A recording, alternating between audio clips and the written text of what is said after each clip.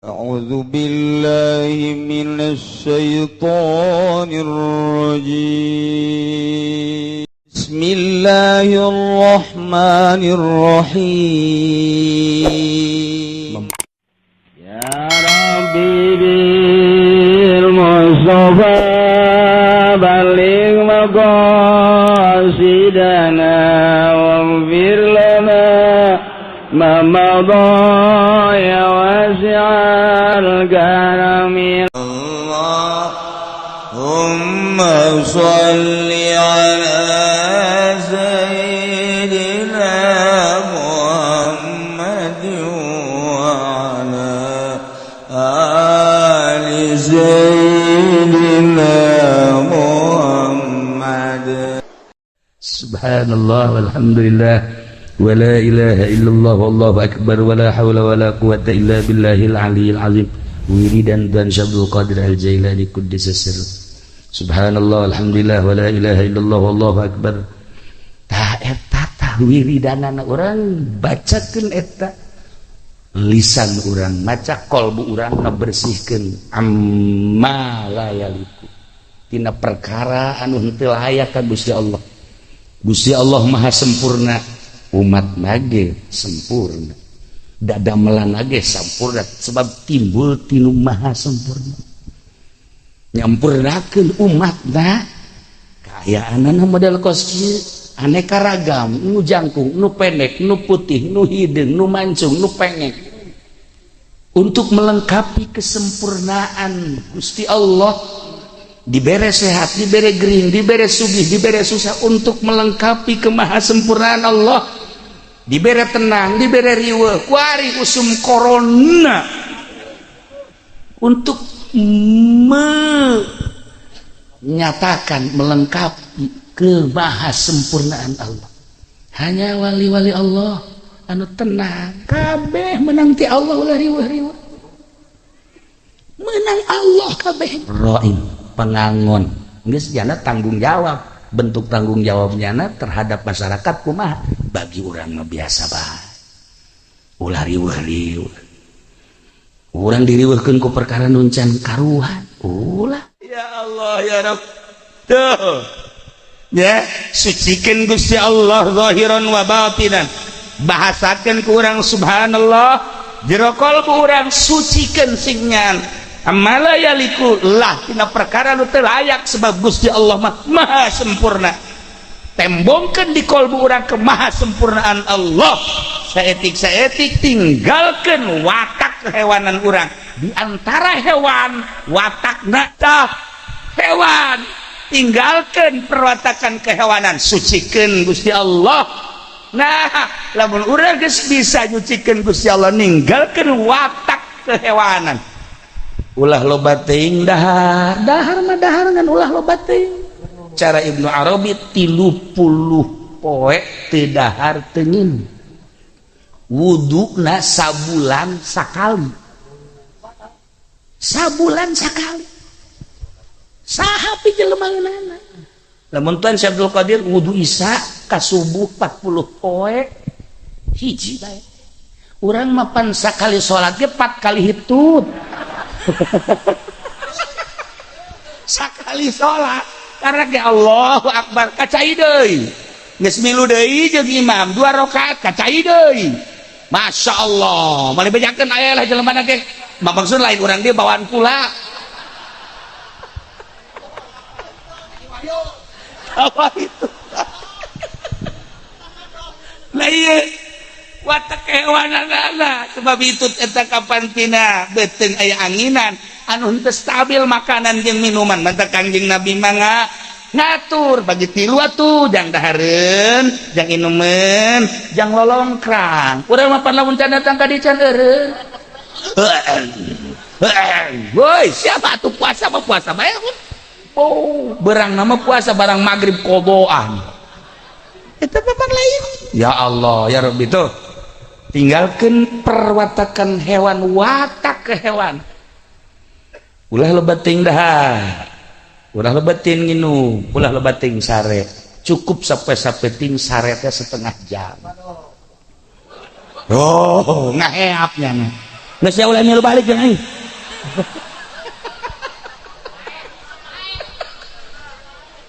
Iya kan deklalakon hiber. Deklalakon hiber Kangjeng Nabi nu mantak dihiberkeun ku Gusti Allah. Meureun bahasa keren mah teh hiber. Nu mantak dihiberkeun awwalu ma budia pangheulana. Dimitian Kangjeng Nabi teh ya untuk derajat Kangjeng Nabi ar-ru'ya sholihah. Masyaallah mimpi heula. Kal falak seperti waktu subuh cahaya-cahaya tidinya dibere hubibah ilaih Kangjeng Nabi teh dibere hayang nyepit teu hayang kapanggih jeung manusia teu hayang kapanggih jeung jelema bunga denge suara-suara uzlah Kangjeng Nabi ka Jabal Nur Gua Hiro 10 poe ke balik ke 15 poe ke balik 20 poe ke balik uzlah geus nyepi di luhur gunung sorangan saat eta gunung teh can kajabah ku jelema iwati Kangjeng nu ngamimitian turun malaikat Jibril wajah Kangjeng Nabi didatangan malaikat Jibril sebab tapa iya mana tapana tuh tapa heula ahli-ahli tapa beda. Orang mah teu kudu ka gunung tapana di imah bae. Di imah urang mah tapana bimbel ka pamajikan, aya nanya ulah neangan. Emang deuk tapa heula kakak di jero kamar. Deh. Cek pamajikan, baru kali ini aja ya. Sial sia mah. Meureun tilok tadina jadi teu percaya pamajikan ge. Tah, ya. Jadi urang tapa bebeja ka pamajikan, gas. Sterilkeun kamar. Anak majikan ulah ngaganggu asup urang ka kamar mau HP uzah sih bawa HP heran nih mah tah stereo itu ieu deuk lalakon hiber mun Kangjeng Nabi mah geus jelas saha anu ngangkat malaikat Jibril sebagai menko saha anu ngangkat malaikat itu Mikail sebagai pendampingna langsung Gusti Allah urang mah kuari dek diangkat jadi menteri wow musyawarah lagi ambay-ambayan dek diangkat jadi DPR ambay-ambayan endek ngangkat-ngangkat pemerintah ambay-ambayan itu ge can karuhan pelaksanaanana lamun geus Gusti Allah anu ngainstruksikeun langsung malaikat Jibril langsung malaikat Mikail jeung malaikat-malaikat anu sejen leutik horeng dunia teh qobdoh sakieu mun cerek bahasa urang sucikeun Gusti Allah dengan bahasa subhanalladzi zahiran wa batinan tinggalkeun watak hewan urang mulai kebersihan jiwa urang muncul resep urang hudang ti peuting manggih peuting teh senang geus ibadah ka Gusti Allah ya Allah neuli tasbih teh kekerot hayang geranas beh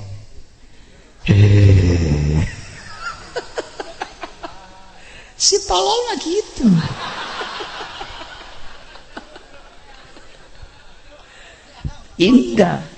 indah manggih peuting teh sunyi senyap masya Allah takarrub tadarruk ka Gusti Allah nu mantap para aulia Allah bisa halali berteh ilah nanzehkeun Gusti Allah ketika orang bisa ngabersihkeun Gusti Allah atuh Allah ngutus engke malaikat diletikeun bumi teh di ka mana maneh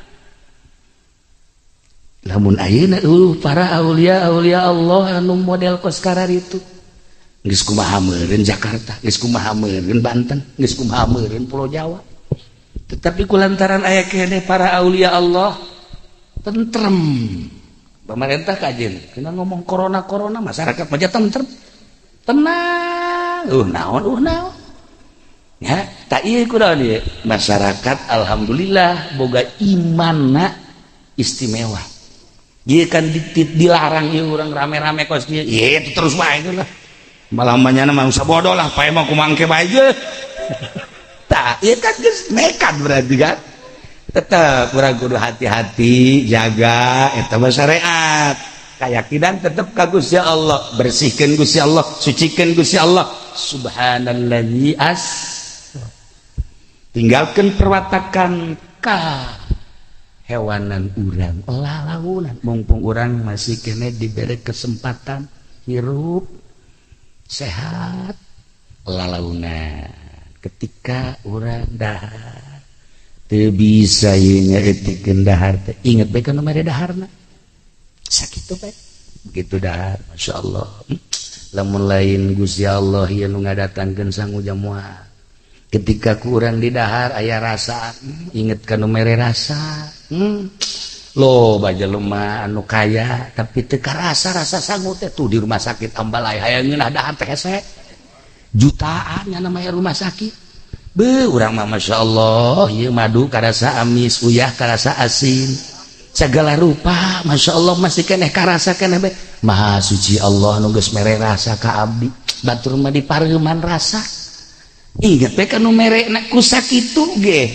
masyaallah. Nah lamun Kangjeng Nabi dihiberkeun ku Gusti Allah lain udageun lamun para aulia Allah dihiberkeun ku Gusti Allah lain udageun jang potongan urang mah kumaha tuh urang mah naikeun diri bae tina bodoh kana pinter eta ge geus mi'raj sebenarnya mi'raj urang mah kuari mah tina bodoh kana pinter tata dina aing teu bisa wudu teh hayang bisa taekeun di diri urang teh kuari tata dina urang teu bisa salat hayang bisa salat taekeun diri urang kuari mi'raj urang naik urang mah geus kos kitu bae Kangjeng mah geus jelas pilihan Allah aulia Allah geus jelas tamah pilihan Allah ulama-ulama geus jelas pilihan Allah jang diri urang aing ge neuk milu bae naekeun diri carana naikeun urang mah kitu bae tina bodoh kana pintar sakitu bae geus nu tatadina teu bisa wudu supaya bisa tatadina teu bisa salat supaya bisa tatadina teu bisa rurukunan supaya bisa eta ngaranna naikeun diri mi'raj eta teh nu kitu ngaranna geus lamun hayang bisa wudu geus urang sakola SMP aya ge pendidikan di sekolah SMP babul wudu aya weuh aya teh weuh nu bener satu nggak jawabnya di mana tuh jaritakeun wudu di mana pondok pesantren urang hayang naikeun diri babus salat aya eueuh di SD eueuh atuh geus ka pondok pesantren urang hayang nyaho rukunan syariat taekeun diri urang tina bodoh kana pinter supaya nyaho hukum-hukum Allah pesantren lain mondok sebab belum mondok kampung eta pondok nya nama lahir didinya paeh didinya bodoh terus kampung pondok ieu mah pesantren taekeun diri urang abe engke di akhirat ketika urang ditanya bisa ngajawab sebab urang geus naekeun diri wudu bisa salat bisa puasa bisa komo datang ka geus jaho wudu bag-bagan syariat salat puasa zakat jeung sajabana eta karana bag-bagan syariat hayang leuwih istimewa deui coba ibadah ka Gusti Allah teh supaya cara para solihin kong ngeunaheun amat meuli salat teh teu eureun-eureun urang mah 2 rakaat 4 rakaat pegor idih diuk sakumaha aya pakuan di dieu goyang Masya Allah tapi kok para ulama para wali Allah mah tenang diuk teh meureun kolbuna nu beda datang ka hayang coba kumaha tah kolbuna tah nah taekeun diri urang mi'rajkeun diri urang mi'raj diri urang mah tina teu bener supaya jadi bener tina bodoh supaya jadi pinter eta mi'raj urang nu kamari urang teh bajido orang Gusti kajurungku nafsu hewani urangna gede urang teh kamari teh keur nyarupaan ka kebo nyarupaan ka sapi nyarupaan ka kadal segala rupa dihayukeun bae ku urang teh Masya Allah horengaran bakal paeh urang teh mi'rajkeun diri urang Gusti mulai ayeuna abdi teh rek nurutan Kangjeng Nabi ditaekeun ku Gusti abdi ge rek naek sorangan minimal kabeuteung pemajikan tos sia mah juga kadinya bae nu boga taekeun diri urang ya Allah ya Rabb nah hikmah tina Isra Mi'raj lempangkeun diri urang menuju Allah, taekeun diri urang ka Allah dengan cara tinggalkeun perwatakan hewani urang, deketan nu geus bisa, kiai mana nu geus bisa, aji ku urang, sok minta petunjuk urang supaya urang tentrem jeung tenang menghadapi Allah. Ibadah ka Gusti Allah teh mantep. Lamun lain modal cinta ka Kangjeng Nabi, moal bisa urang kumpul ngariung di dieu. Ieu hiji tanda bahwa urang bakal kasalalorga. Geus pede jasa. Masya Allah. dia urang kita ke gereja memual daek, bahkan tadi kasumpingan Pak Bupati Amanat aya acara henteu cenah kiai malam ieu aya insyaallah. Di mana? Di Gurubug. pangjore-jorena lembur.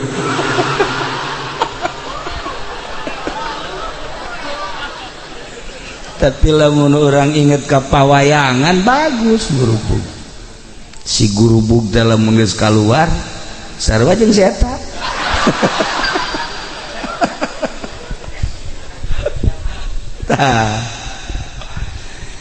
Amanat Pak Bupati kasih tahu warga jangan banyak-banyakan.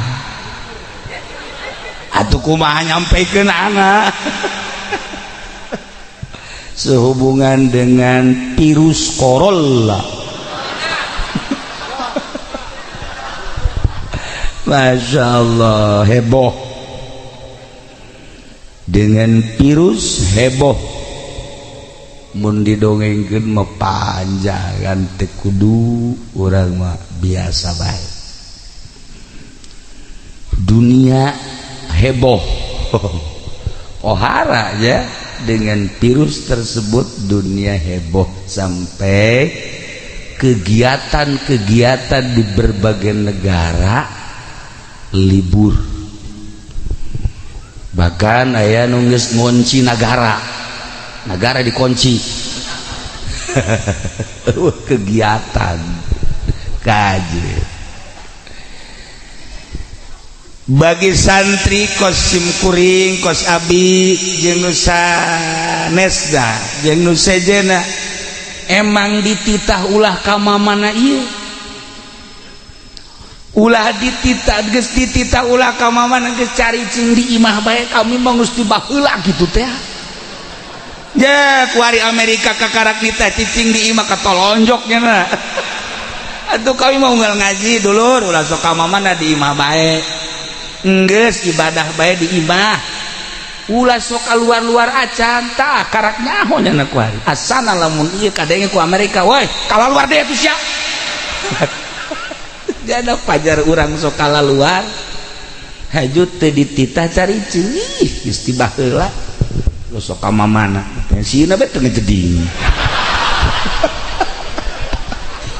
Jada keluar bae. Para jamaah kaum muslimin wal muslimat rahimakumullah, lamun urang ngagali sejarah malam ieu urang memperingati satu sejarah Isra Mi'raj sekaligus wakilah masjid. Memperingati ialah ngelingan ngahudangkeun pangeling-eling urang ka masa lalu. Ketika urang nyaritakeun sejarah Isra Mi'raj, pikiran urang teh langsung ka Mekah. Langsung inget ka junjunan. Eta lah sejarah. Okos urang baheula pernah dinyenyeri ku Sarwiti. Eta henteu sejarah. Asal ngadenge be Sarwiti, eungap. Ieu bode urang. baheula pernah dicacabla dicarekan sia datang deui ka aing ngaca goblok tuh boga ka isin satunya tanya ka aing kolot-kolot tak asal ngadenge eta bes sebelah corona meweh eta sejarah nostalgia kajen teuing teu diinget-inget ke inget bae kan ngajinya alah sejarah. Nah ketika orang nyaritakeun Isra Mi'raj hudang pemikiran orang Mekah, Masya Allah ayatnya tadi dibaca Subhanalladzi asra bi'abdihi ليلا من المسجد الحرام إلى المسجد الأقصى الذي باركنا حوله لنريه من آياتنا إنه هو السميع البصير.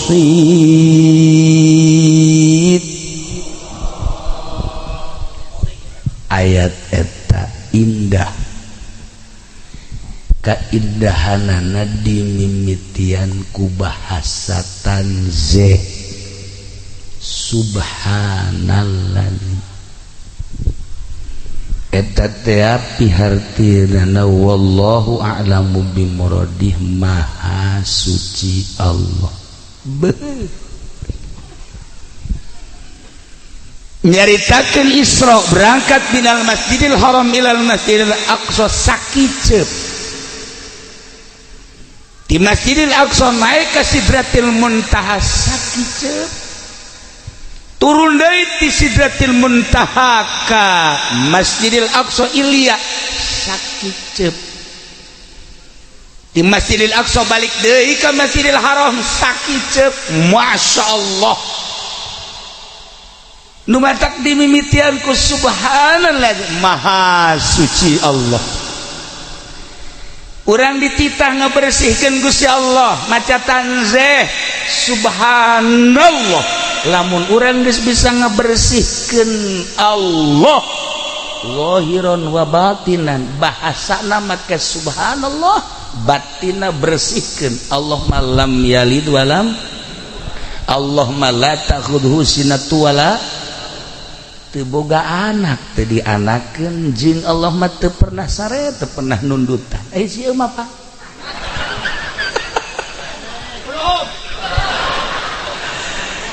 eueuh we teu kerek teh nundutan teh jadi adat, bahkan keur dahar ge nundutan. Faktor usia meureunnya tah maha suci Allah. Lamun urang geus bisa ngabersihkeun Gusti Allah, atuh naon bedana urang jeung Kangjeng Nabi? Kangjeng Nabi dihiberkeun ku Gusti Allah, urang ge bisa hiber. Coba-coba mengaji geura maca subhanallah zahiran wa batinan, ku kula ku abdi urang kabehan urang taekeun ka luhur masjid. Hajut di tangga luncat hiber sia moal kebel, tinggal sebuah nama.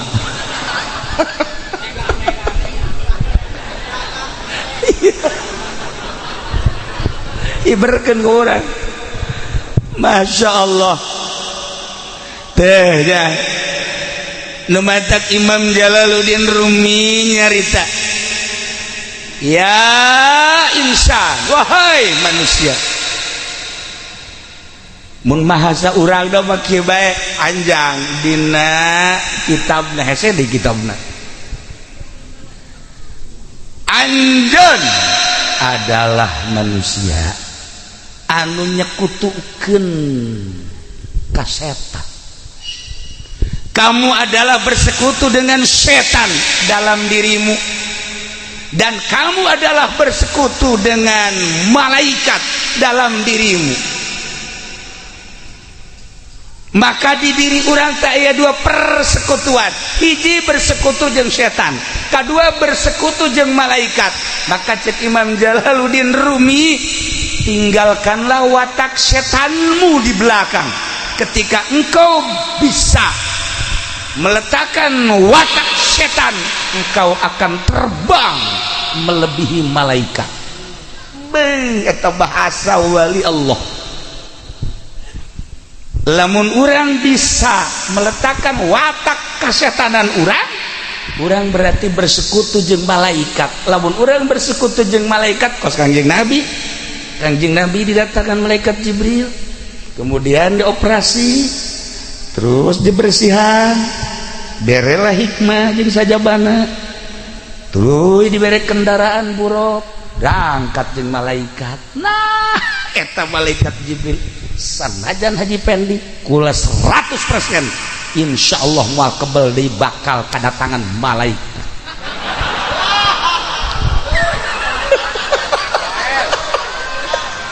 Ngan lain Jibril, Israil.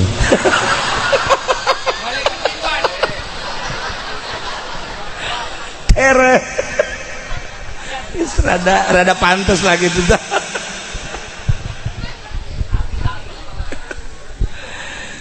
Para jamaah kaum muslimin wal muslimat rahimakumullah, dengan bahasa subhanalladzi, maknana subhanallah, maha suci Allah.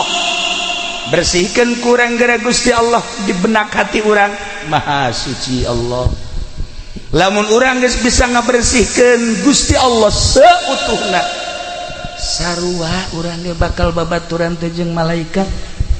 Ulah kaget lamun urang manggihan baheula murid Abuya Cidahu kapanggih jeung Mama Cidahu Abuya Cidahu di Baitullah. Ulah kaget lamun Syekh Mansuruddin ti Mekah lewat sumur Zamzam muncul di Banten. Ulah kaget lamun Syekh Abdul Karim guru Syekh Hasdawi Caringin di Mekah sakiceup yang nama Caringin. Lamun lain babaturan jeung malaikat moal bisa, kulantaran sieun mah babaturan jeung juri. Atuh kasieu. Tuh bareng jeung jatuh. Sarua. Lah, iyalah para jamaah kaum muslimin wal muslimat rahimakumullah, letakkan watak setanmu di belakang. Engkau akan bisa terbang melebihi malaikat atau bersama malaikat. Urang dititah bertasbih, ternyata horenganan urang kahijab sehingga teu bisa maca tasbih. Al-Qur'an geus ngajelaskeun lain bae manusia nu maca tasbih. Tusabbihul lahus samawati sab'u wal ard wa man fihinna wa in min syai'in illa yusabbihu lahu bihamdi wallahu a'lamu bimuradi. Tusabbihu lahu samawati sab'u, maca tasbih 7 lapis langit, wal ardu 7 lapis bumi, wa man fihinna jeung naon nu aya di antara langit jeung bumi. Wa in syai'in aw hiji perkara illa yusabbihu lahu, kecuali maca tasbih ka Gusti Allah. Berarti 7 lapis bumi, 7 lapis langit ngomong kabeh bertasbih. Kadeleuna ku urang teh paeh eta batu, kadeleuna ku urang teh paeh eta taneuh, kadeleuna ku urang teh teu boga roh eta benda-benda mati. Ternyata Al-Qur'an ngajelaskeun bahasa Gusti Allah kan berarti nu bogana maca tasbih ka aing. Batu teh maca tasbih, taneuh teh maca tasbih, kayu teh maca tasbih, kabeh maca tasbih. Kunaon ari si ieu? Teu lain maca tasbih, jualan tasbih. Tuh, Masya Allah Karim, Al-Quran ngajelaskeun maca tasbih. Ulah kaget lamun Kangjeng harita teu damang, kemudian aya malaikat Jibril sumping ka Kangjeng, kalersan di dinya teh aya korma dipasihkeun ku malaikat Jibril ka Kangjeng. Korma dicepeng ku Kangjeng, korma tersebut kakuping tasbihna subhanallah walhamdulillah wala ilaha illallah wallahu akbar dituang ku Kangjeng sapasi deui dipasikeun ka Sidina Abu Bakar Siddiq. Abu Bakar nyepeng eta masih keneh kakuping tasbihna subhanallah walhamdulillah wala ilaha illallah wallahu akbar. Beres di Sidina Abu Bakar Siddiq radhiyallahu anhu dicepeng ku Sidina Anas teu kadenge tasbih. Cek Sidina Anas Kangjeng masih nasbih ieu korma di Sidina Abu Bakar masih nasbih tapi di kaulah teu nasbih. Berarti jauh amat pangkat pula jeung Sidina Abu Bakar Siddiq. Tuh batu Kangjeng nyepeng batu begitu dicepeng kakuping ku sadayana subhanallah walhamdulillah wala ilaha illallah wallahu akbar. Cepengkeun ka Sidina Hasan masih kene subhanallah alhamdulillah wala ilaha illallah wallahu akbar. Ti Sidina Hasan dicepeng ku sahabat nu sajan teu maca tasbih. Nu mantak tadi Haji Pendi datang ke imah itu ngadaharan cau ngadaharan segala duku segala nanaon datang ka dieu beak sapiring teu ngadenge tasbihna meureun. Da lamun ngadenge mah misalna duku tasbih pana tu pinteran sia jeung aing. Aduh. Nah iya bentuk jelema blon teh kos kieu. Teu kadenge tasbihna teu kadenge dibabawa tasbih lain tasbih eta. Tusabbihu lahu samawati sab'u wa man fihinna. Masya Allah kan. Dengan tasbihna bumi, dengan tasbihna langit, dengan tasbihna antara langit jeung bumi ku para aulia Allah ulah ku Kangjeng, ulah ku Sidina Abu Bakar Siddiq, ulah ku Khulafaur Rasyidin, cacak-cacak ku Syekh Asdawi caringin tasbihna kadenge. Cacak-cacak ku Syekh Abdul Karim tasbihna benda-benda kadenge. Mentak bumi teh ngomong, Syekh di ka mana? Oh reka Mekah. Kulana atuh geser atawa anjeunna anu ditiupkeun ku angin. Cok geura. Lamun eta ayat wa in min syai'in illa yusabbihu bihamdi. Oh hiji perkara kecuali maca tasbih ka angin-angin maca tasbih. Urang mah kuari teu paham ka bahasa angin. Ai Kangjeng Nabi Sulaiman makan ngobrol jeung angin. Urang mah teu paham kapan kauna bahasa hewan. Kangjeng Nabi Sulaiman mah ngobrol jeung manuk. Jeung monyet. Tuh kan? Coba sok asa bener bae. Atuh itu monyet ieu rajana. Atuh lu mun ditonggengkeun mah bae buntutan. Bahasana paham Kanjeng Nabi Sulaiman alaihi salam. Eta mah geus jelas tah mah hiji nabi, hiji rasul, hiji raja nu moal aya tanding datang ka kiamat.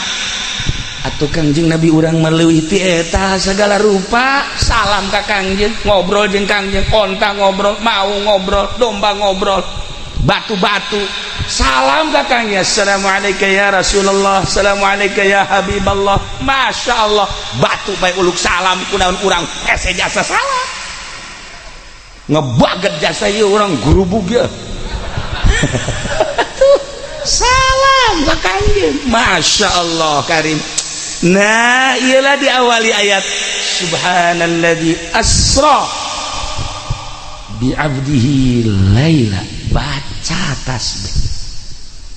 Berang lamun sering maca tasbih beda kawat haram. Ulah loba-loba sapeting 10.000. Ya Allah jamah dibere 10.000 teh kira-kira eta geuna ngira-ngira.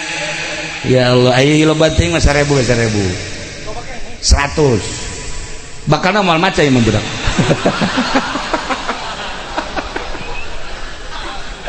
Subhanallah walhamdulillah wala ilaha illallah wallahu akbar wala haula wala quwwata illa billahil aliyil azim.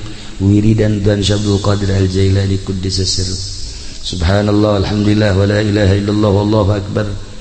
Tah eta tah wiridanana urang bacakeun eta lisan urang, maca qalbu urang ngabersihkeun amma la yaliku tina perkara anu henteu layak ka Gusti Allah. Gusti Allah maha sempurna, umat nage sempurna, dadamelan nage sempurna sebab timbul tinu maha sempurna. Nyampurnakeun umatna kaayaanana model kos kieu aneka ragam, nu jangkung, nu pendek, nu putih, nu hideung, nu mancung, nu pengek, untuk melengkapi kesempurnaan Gusti Allah. Dibere sehat, dibere gering, dibere sugih, dibere susah, untuk melengkapi kemahasempurnaan Allah. Dibere tenang, dibere riweuh, kuari usum corona untuk menyatakan melengkapi kemahasempurnaan Allah. Hanya wali-wali Allah anu tenang, kabeh menang ti Allah ulah riweuh-riweuh. Menang Allah kabeh. Apakah memeh corona nu paeh ambalaya, nu perang di Irak nu paeh di gurubug loba, anu perang di Yaman anu modar di ambalaya, kunaon urang kuari jadi riweuh. Urusan pemerintah tugasnya untuk mengamankan, untuk menenteramkan, tanggung jawab, sebabnya adalah ra'in, kullukum ra'in, sakabehna adalah ra'in, pengangon. Geus jana tanggung jawab, bentuk tanggung jawabnya terhadap masyarakat kumaha bagi urang mah biasa bae. Ulah riweuh-riweuh, urang diriweuhkeun ku perkara nu can karuhan, ulah geus tungtuna momaeng moal ka masjid kuna bisi aya corona. Ngeun ge jeung pamajikan ge kararieu beuh. Ngobrol jeung pamajikan kararieu bae. Wah, teu boga anu boga sih bade teu boga.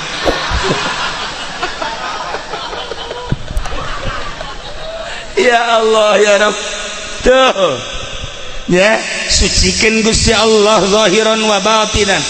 Bahasakeun ku urang subhanallah, jero qalbu urang sucikeun singnya. Amala yaliku lah tina perkara nu teu layak sebab Gusti Allah mah maha sempurna. Tembongkeun di kalbu urang kemahasempurnaan Allah. Saetik-saetik tinggalkeun watak kehewanan urang.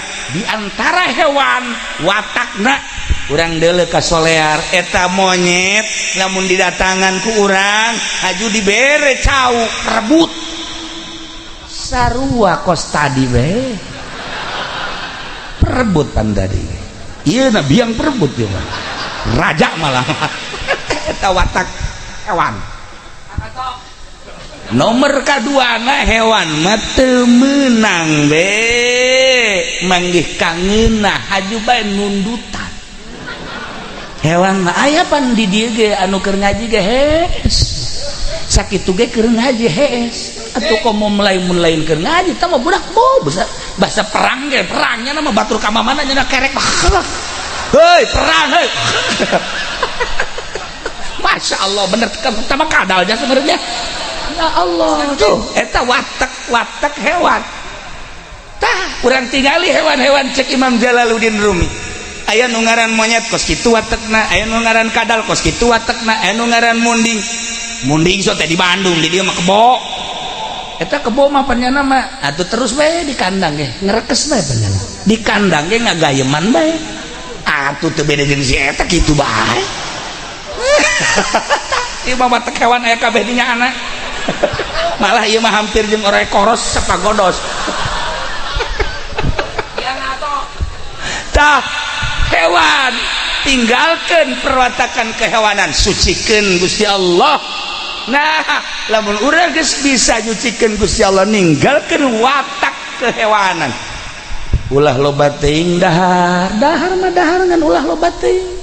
Cara Ibnu Arabi 30 poe teu dahar teu ngin. Wuduna sabulan sakali. Sabulan sakali. Saha pi jelema leunana. Lamun tuan Syekh Abdul Qadir wudu isya ka subuh 40 poe hiji bae. urang mapan sakali salat ge 4 kali hitut sakali salat karena ke Allahu Akbar kacai deui geus milu deui jeung imam 2 rakaat kacai deui Masya Allah mali bejakeun aya lah jelema ge maksud lain urang dia bawaan kula apa itu lah ieu watak kehewananana sebab itu eta kapantina beuteung aya anginan anu henteu stabil makanan jeung minuman mantap Kangjeng Nabi mangga ngatur bagi tilu atuh jang dahareun jang inumeun jang lolongkrang urang mah pan lamun can datang ka dican eureun woi siapa atuh puasa mah puasa bae berang nama puasa barang maghrib koboan itu papan lain ya Allah ya Rabbi tuh tinggalkan perwatakan hewan watak ke hewan ulah lebeting dah ulah lebeting nginu ulah lebeting sare cukup sampai ting saretnya setengah jam oh ngaheapnya nah geus ya ulah milu balik jeung aing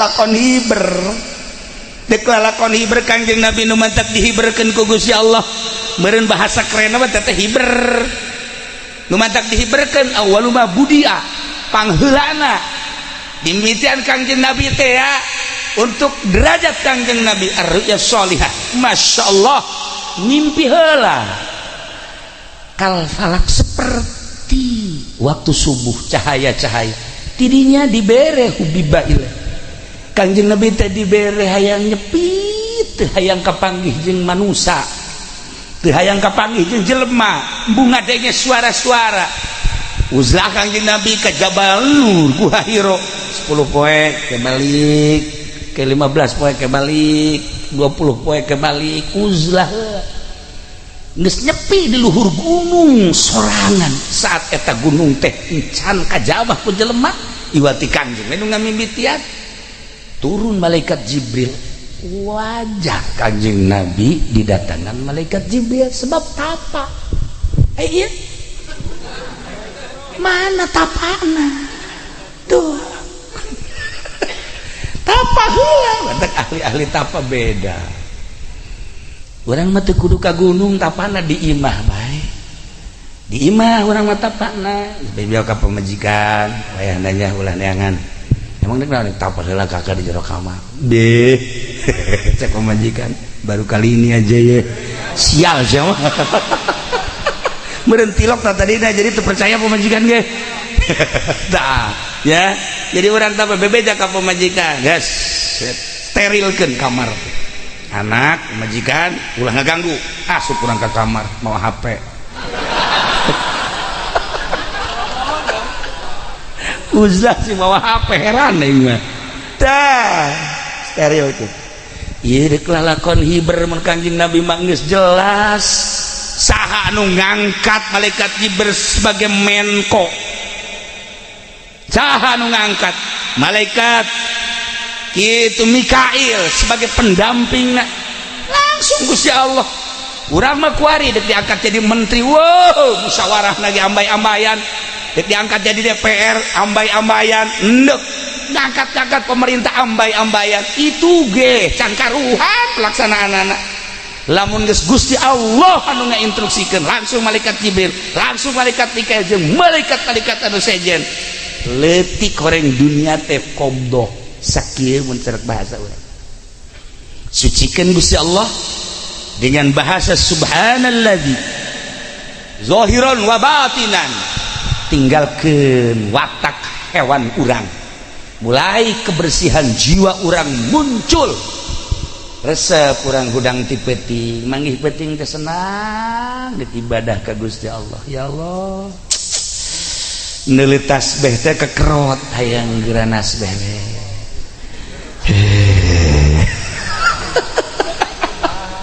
si tolol mah gitu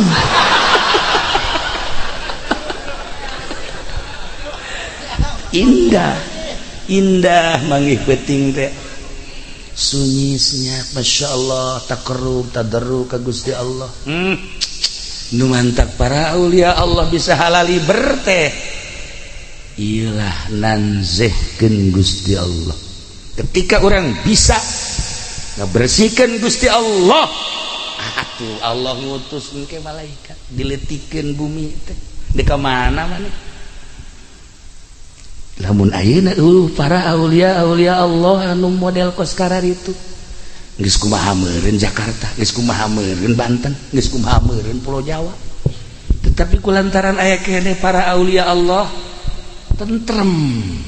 Pemerintah kajen kena ngomong corona masyarakat aja tentrem. Tenang. Naon ya, tak ieu kunaon ieu? Masyarakat alhamdulillah boga imanna istimewa. Ieu kan dilarang ieu urang rame-rame kos ieu. Itu terus bae lah. Malah manyana mah usah bodoh lah, pae mah kumangke bae ge. Tah, ieu kan geus nekat berarti kan. Tetap urang kudu hati-hati jaga eta mah syariat. Keyakinan tetap ka Gusti Allah, bersihkeun Gusti Allah, sucikeun Gusti Allah. Subhanalladzi tinggalkan perwatakan ka hewanan urang lalaunan mumpung urang masih kene diberi kesempatan hirup sehat lalaunan. Ketika urang dahar teu bisa ieu nyaetikeun dahar teh inget bae kana mere daharna sakitu bae begitu dahar masyaallah.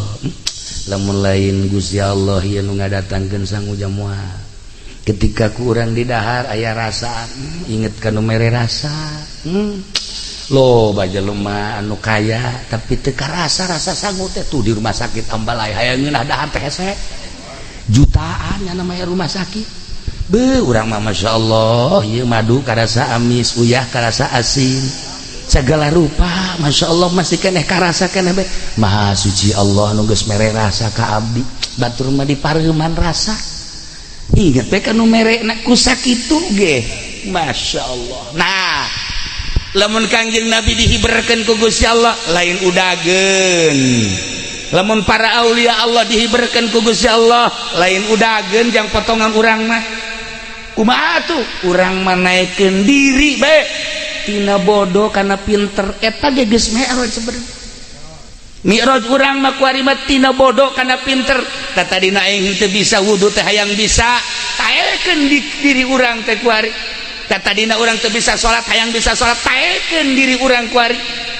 Mi'raj urang naik urang mah geus kos kitu bae Kangjeng mah geus jelas pilihan Allah aulia Allah geus jelas tamah pilihan Allah ulama-ulama geus jelas pilihan Allah jang diri urang aing ge neuk milu bae naekeun diri carana naikkeun urang mah kitu bae tina bodoh kana pintar sakitu bae geus nu tadina teu bisa wudu supaya bisa tadina teu bisa salat supaya bisa tadina teu bisa rurukunan supaya bisa eta ngaranna naikkeun diri mi'raj eta teh nu kitu ngaranna geus lamun hayang bisa wudu geus urang sakola SMP aya ge pendidikan di sekolah SMP babul wudu aya weuh aya teh weuh nu bener satu nggak jawabnya.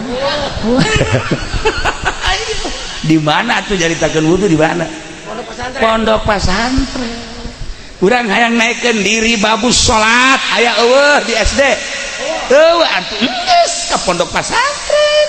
Urang hayang nyaho rukunan syariat taekeun diri urang tina bodoh kana pinter supaya nyaho hukum-hukum Allah pesantren. Pesantren lain mondok sebab lamun mondok kampung eta pondoknya nama lahir didinya paeh didinya bodoh terus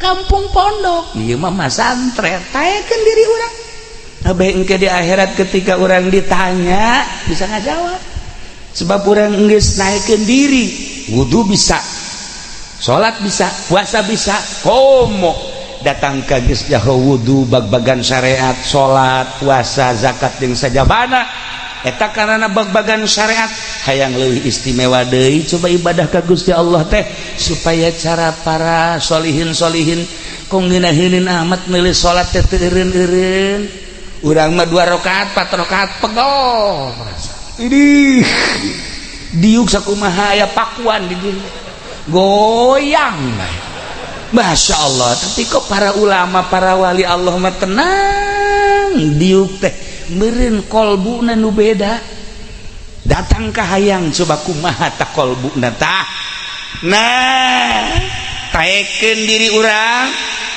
mi'rajkeun diri urang mi'raj diri urang mah tina teu bener supaya jadi bener tina bodoh supaya jadi pinter eta mi'raj urang nu kamari urang teh baji dorang Gusti kajurungku nafsu hewani urangna gede urang teh kamari teh keur nyarupaan ka kebo nyarupaan ka sapi nyarupaan ka kadal segala rupa dihayukeun bae ku urang teh Masya Allah harengaran bakal paeh urang teh mi'rajkeun diri urang Gusti mulai ayeuna abdi teh rek nurutan Kangjeng Nabi ditaekeun ku Gusti abdi ge rek naek sorangan minimal kabeuteuh pemajikan kok sia maju kadinya bae nu boga taekeun diri urang ya Allah ya Rabb nah hikmah tina Isra Mi'raj lempangkeun diri urang menuju Allah taekeun diri urang ka Allah dengan cara tinggalkeun perwatakan hewani urang deketan nu geus bisa kiai mana nu geus bisa aji ku urang sok minta petunjuk urang supaya urang tentrem jeung tenang menghadapi Allah ibadah ka Gusti Allah teh mantep nah sebab ulah kaget di alam dunia teh kuari di alam dunia masjid aya gereja aya kuil aya dihayu-hayu ge titah ka masjid anu lain bagian nama moal dihayu-hayu titah ke gereja nu teu aya bagian memoal diulah-ulah ka kuil bagian nama ka ditu bae eta mah kabeh teh geus diatur ku Gusti Allah Subhanahu wa taala tinggal urang bae bersyukur alhamdulillah hadeuna ge aing mah resep ka masjid salat betilo resep ka masjid teh bagus amat di masjid geus bae tapi liwat doang urang guru buba tolol iya ya jadi ieu kuari bakal jadi kuku bagian nu boga bagian bakal ka sorga resep pasti ka masjid nu boga bagian ka neraka pasti resepna ka gereja nu boga bagian ka neraka resepna ka kuil kitabna ge beda nu bakal ka sorga dibere resep maca Quran dibere resep maca hadis dibere resep maca kitab-kitab syariat kitab-kitab Allah Subhanahu wa taala diterjemahkeun ku para ulama geus jelas ulah hese-hese tanda cek dina cek Syekh Nawawi asal jelema daek ngaji daek salat ulah hese-hese eta teh bakal dihijikeun jeung ahli surga amin ulah hese-hese cek Syekh Nawawi tanara lamun jelema teu daekeun ngahiji jeung tukang ngaji teu daekeun ngahiji jeung salat teu daekeun ngahiji jeung nu bener kaditu bae geus eta tanda bahwa nyana bakal jadi ahli neraka tinggal introspeksi bae diri urang aing ieu sok ka mana asupna barang mikiran ka masjid ozo ngedeng tas nganjang anu ka masjid istirahat hai asli mah aktivitas di ditu nah iya tinggal introspeksi diri urang gue ka mana nah aya hiji jelema ngariung di masjidna anyar weh megah begitu diriung-riung eta masjid panitia ngatur lurah masuk bupati Munkuari mah masuk polsek masuk kiai-kiai masuk tokoh-tokoh masuk geus toh wah di masjid atuh paksa penggede ayalah jelema nu da kasuk ulah ya nama teu asup jadi ulah ribut di jero masjid teh lain ribut nanaon nyaritakeun pembangunan masjid jeung nyaritakeun hikmah ngabangun masjid jeung nyaritakeun fadilah masjid nyana deuk asup deui teh nu saurang ulah sakeun ieu mah para penggede maneh mah geus di ditu bae keluar deui nya nama cek kira aing hayang ngadengekeun sebenarnya mah ngobrol naon sih teh jero masjid meni teu meunang aing cek nanti kieu wow di jero masjid teh atuh komo aya bupati komo aya bangsa kitu camat-camat yang sajabana wah jaritakeun pembangunan masjid kos panitia tadi bae kitu tah jaritakeun riwayat-riwayat masjid-masjid bagus. Nah, ieu jaritakeun hikmah jeung sajabana. Katilu kali si eta deuk asup deui. Ulah cek panitia, ieu mah khusus. Teu kula mah cenah hayang ulah. Ye, kula hayang maksa cek kira hayang ngadengekeun ka jero. Ye ulah emang sia saha? Coba cenah kula saha nu sabenerna. Coba deuleu ieu saha kula ieu banta kayang asup ka masjid ge saha ieu kula ieu satu sia atuh coba deuleu heula mun teu kula hayang maksa ge ka jero henteu ieu mah jelema terhormat kabeh sia mah kos kitu cenah teu kudu geus di luar bae teh si eta oh ih cakeun hayang ngadengekeun coba sanu wauh ka kula ieu eueuh nu wauh bebeja coba ka Gusti Allah bejakeun ka Gusti Allah saha kula ayat kiai langsung hadiah ke Kangjeng Nabi ke sahabat aulia-aulia Allah barangnya tadarruk ka Gusti Allah teh bentak horenganan eta jelema nu dilarang ka masjid teh nu wakafna nu ngawakafkeun tanah atuh si kiai ka murigak bulu jeh orang ngobogana atuh kabeh di jero masjid bubar atuh urang mah cenah nyaritakeun teu boga anu bogana deuk asup teu meunangeun ya Allah ya Rabbi hampuraki tapi barang geus kanyahoan bahwa nyana nu bogana lah seueuh waduh cak bupati ieu urang kumaha ieu geus kieu cek urang mah pandongeng teh lain nu boga nyana nu ngawakafkeun teu meunang asup urang isin urang ieu sebenarnya mah isi cekna anu ngawakafkeun teu meunang asup ai urang di dieu boh beak dukuh sapiring cau masyaallah malah coba di kantongna ya betul Gusti Allah nu agung katolonjok ternyata horenganan setiap bangunan masjid nu bogana aya hanya ahli Allah anu nyaho hadir gana kadang pipilipidan suraseri nah iyalah para jamaah kaum muslimin wal muslimat rahimakumullah hati-hati di masjid-masjid ingat urang kanu ngawakafkeunana abeh masjid mana bae pinuh ku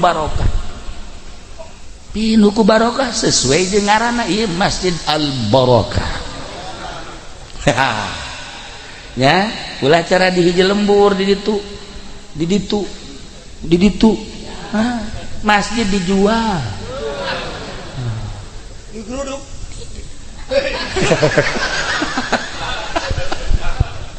gitulah para jamaah kaum muslimin wal muslimat rahimakumullah eta bahasa nu bogana teh panjang nu boga dunia Allah nu boga jabatan Kangjeng Rasul nu boga jabatan kawalian nu boga masjid asli nasaha nu bogana nu ngageugeuh eta teh persilahkan untuk masuk dengan cara bukakeun ku urang jendelana jeung lawang bacakeun ku urang Fatihah ketika dibacakeun nyana bakal muncul hanya jelema-jelema anu teu paham lah anu ngalarang nu bogana asup ka nu bangunan nu bogana jadi kuariwa di akhir zaman mah nu bogana teu meunang nincek dina nu bogana kos negara urang negara urang teh urang nu bogana ya tapi urang teu meunang kuari teh kukumaha di negara urang panjang kan dongeng nah agama urang nu boga tetapi agama urang teh teu meunang ku urang diutar atur ku urang jadi urang nu boga tapi urang namu panjang dongengna gitulah para jamaah kaum muslimin wal muslimat rahimakumullah ketika urang geus galeungiteun watak hewan urang bakal indah geura ibadah ka Gusti Allah neuleuh masjid teh indah resep paranti takarrub ka Gusti Allah. Aya hiji aki-aki Rudin ini ganteng, sukanya ganteng atuh. Ya ima Rudin gering saja basi Rudin di Rudin teh gering ngap-ngapan aki-aki lah. Kapangi ku Kangjeng Nabi Musa diusap ku Kangjeng Nabi Musa seuri bari halala ditangkep ku Kangjeng Nabi Musa bunga. Kangjeng Nabi Musa langsung ngadoa ka Gusti Allah, ya Allah ya Rabbun bahasa urang kasihanilah ieu aki-aki leungitkeun gering bengekna jeung gering rudina atel ka deuleuh. Ya Allah ya Rabb seluruh penyakitna pangleungitkeun abeh mantap ibadah ka Gusti Allah. Langsung angtungnya Nabi mah nabi bae, Rasul mah rasul baik, teu kudu kula didoakeun kos kitu, teu kudu kula mah geus anjeun mah anjeun bae jeung Gusti Allah, kula jeung Gusti Allah, kula iman ka anjeun tapi ai kudu didoakeun leungit panyakit pake heula. Beuh cek Kangjeng Nabi Musa karak panggih mah kos kitu.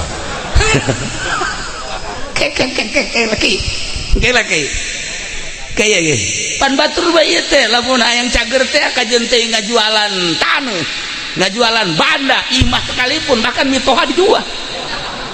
Koya aki bae imah ye cek nyana coba-coba Gusti Rasul Musa alaihi salam minta ka Gusti Allah pangleungitkeun penyakit kula, justru dengan penyakit rudin kula, penyakit rodek kula, penyakit bengek kula, ieulah mawa derajat kula jadi wali Allah.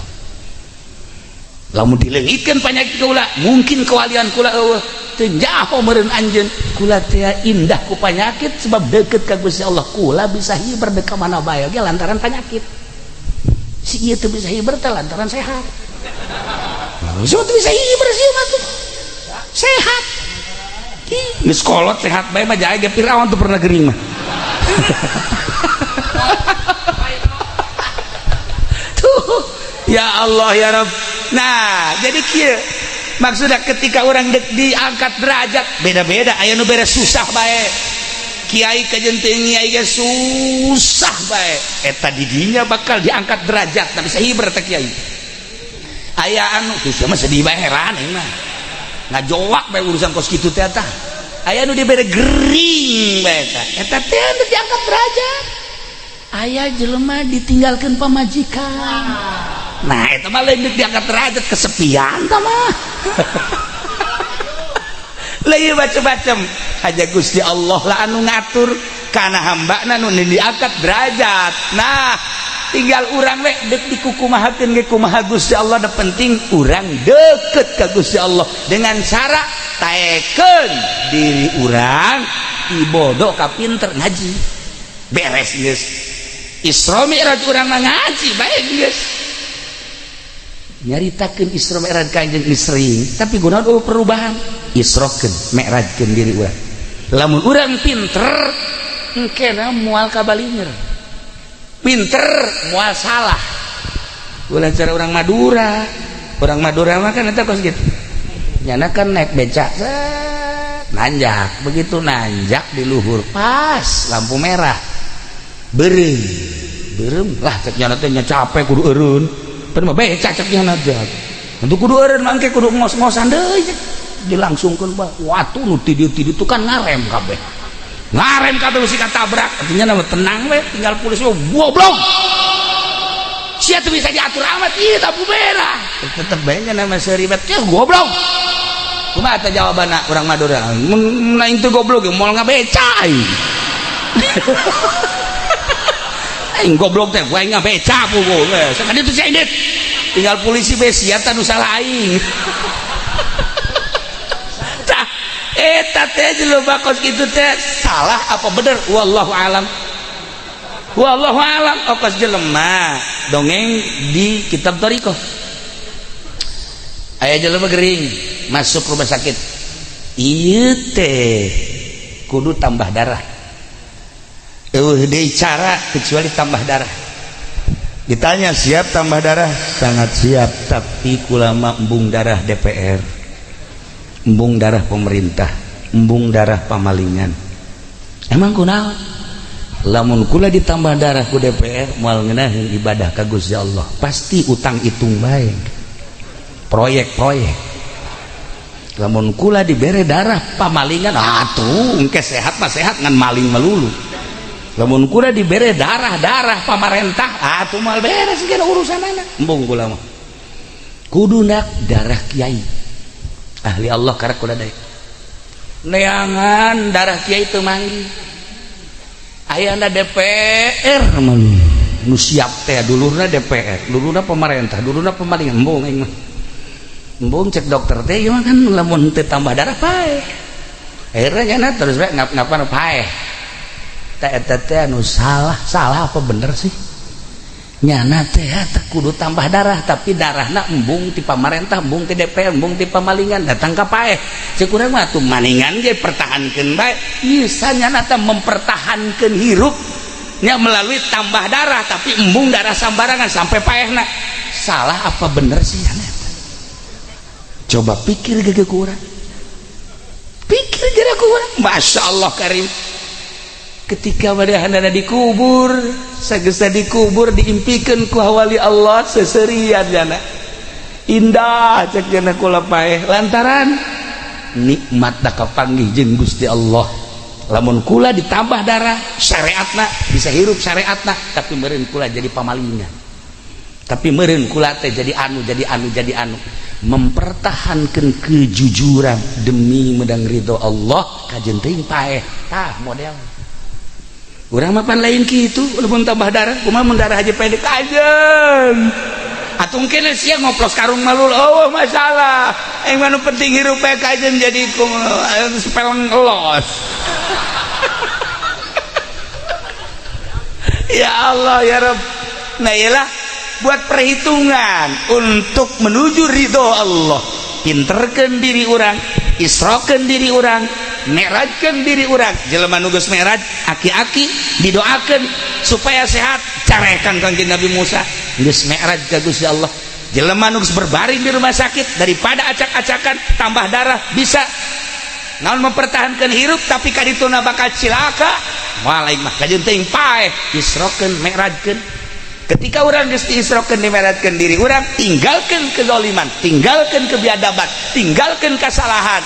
Nu aya adalah cahaya Allah, bakal indah hirup. Yuk orang isrokeun diri orang merajkeun abeh mantep. Lamun eta Isra Mi'raj dina Al-Qur'an dijelaskan minal masjidil haram ilal masjidil aqsa, ti masjid ka masjid, di masjid ke masjid dengan tak bertepatan dengan Isra wal Mi'raj sekaligus wakiroh masjid. Memang sesuai Kangjeng Nabi teh minal masjidil haram ilal masjidil aqsa. Horeganan jangan isrokeun diri ka Gusti Allah, ngami'rajkeun diri ka Gusti Allah masjid. Lamun urang hayang nyaho kagedean iman di lembur eta deuleu masjidna. Ulah deuleu imah. Lamun imanna baragus masjidna metetet iman naonan. Tapi ketika deuleu masjidna begah urusan imah mah didinya letakna keluhuran jeung kakandelan iman di negeri eta. Iman di lembur eta. Malaikat di luhur langit neuleuh ka handap cahaya-cahaya nu kadeuleu adalah cahaya masjid.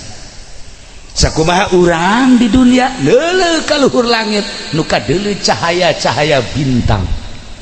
Urang neuleuh ka langit nu kadeuleu cahaya bintang. Malaikat neuleuh ka bumi nu kadeuleu adalah cahaya-cahaya Baitullah, cahaya-cahaya masjid-masjid Allah. Sebab iyalah nu bercahaya minal masjidil haram ilal masjidil aqsa. Isrokeun diri urang ti masjid ka masjid, merajkeun diri urang ti masjid ka Gusti Allah.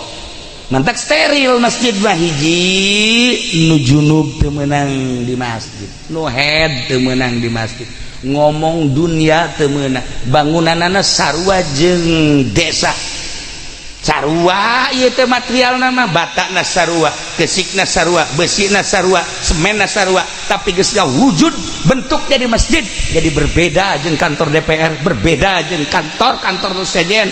Di ditu mah amburadul ngomong naon bae ge, tapi di masjid ngomong dunia haram.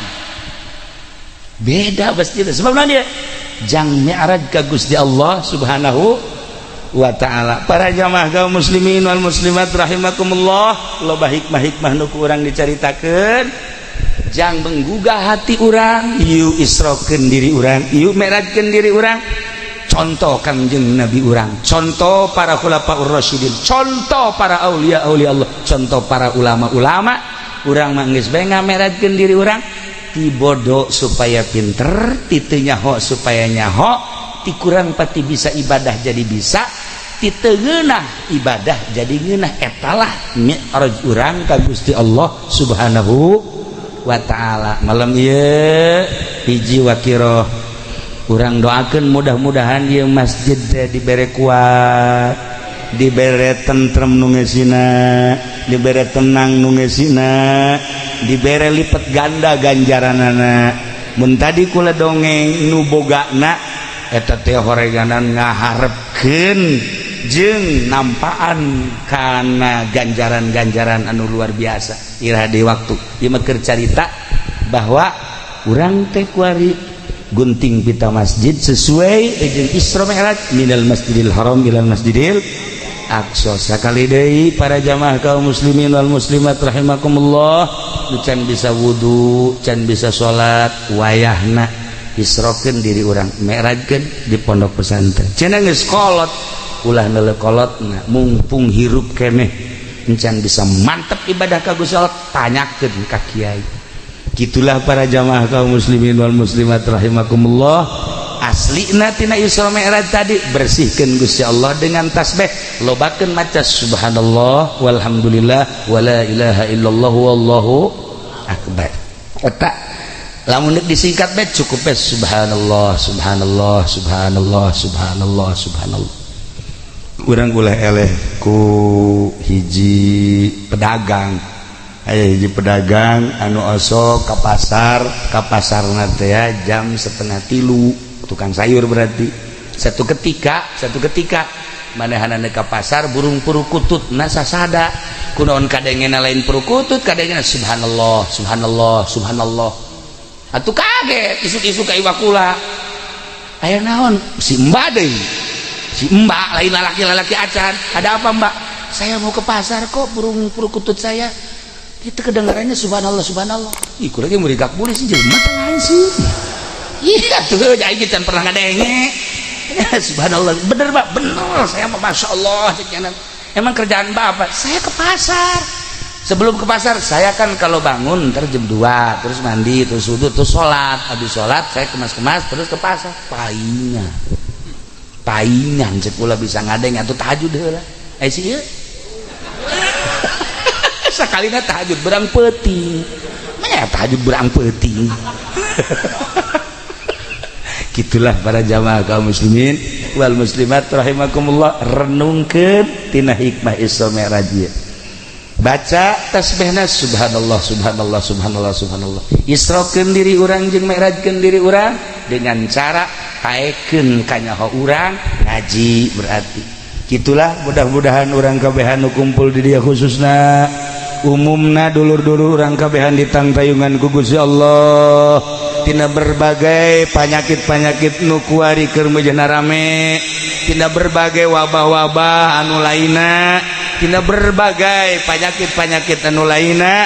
Tur mudah-mudahan urang ditangtayungan ku Gusti Allah, dibere daek ibadah ka Gusti Allah, cinta ka Allah, cinta ka Kangjeng Rasulullah, cinta ka para penerus-penerus Rasulullah, sehingga urang di akhirat dihijikeun jeung ahli Allah, berangkat menuju surga Allah di bawah bendera Kangjeng Nabi Muhammad sallallahu alaihi wasallam. Doakeun para kiai mudah-mudahan dibere kararuat, para ustad dibere kararuat, masyarakat lagi mudah-mudahan dibere kararuat, sehingga urang kabehan aya dina kakuatan menuju ridho Allah Subhanahu wa taala. sakitu ala kadar pihatur tisim kuring hapunten tina samudaya kalepatan sareng kakirangan anak wallahul muwaffiq ila aqwamit thoriq wassalamualaikum warahmatullahi wabarakatuh.